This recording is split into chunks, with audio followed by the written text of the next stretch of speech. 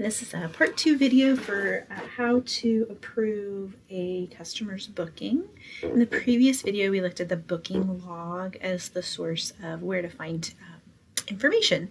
But as we're getting more into it, we're discovering that the booking log really gives us an ongoing log of all activity that's happening within CheckFront. And so it may not be the best place to find a pending booking that hasn't yet been approved because it does keep the original pending record as well as the reserved record in this item. So a better place to find pending bookings and make sure that that they have been approved, as well as to know like what's happening this week that maybe needs a reminder or a second look or whatever that looks like, is in the booking index.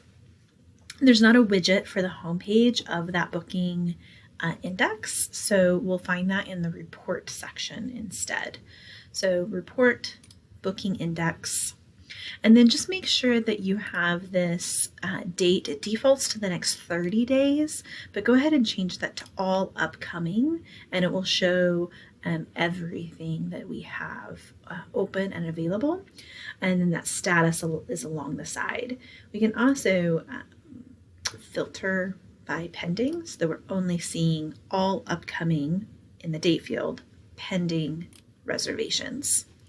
And then from here, it's very much like in the last video where we're clicking on the booking number. That's the hyperlinked piece of this line.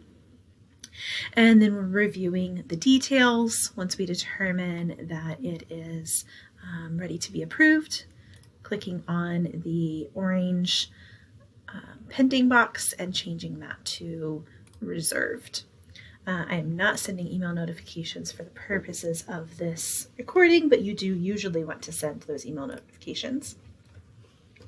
I also discovered in this add a note, we had seen earlier that their answer to the purpose of their booking is listed here along the right, but it looks like we can add additional notes along the side. So, just hypothetically, I wrote there were no certifications on file, so I had to email them about getting those copies.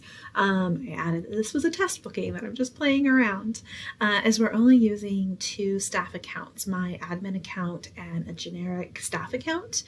This note field is going to probably become important as we're noting like who approved it, approved by Krista, or approved by Jen. Or approved by Angela if she is still doing the approvals for double E, for example. So that add a note will help us to track who in the general staff user account did the approval.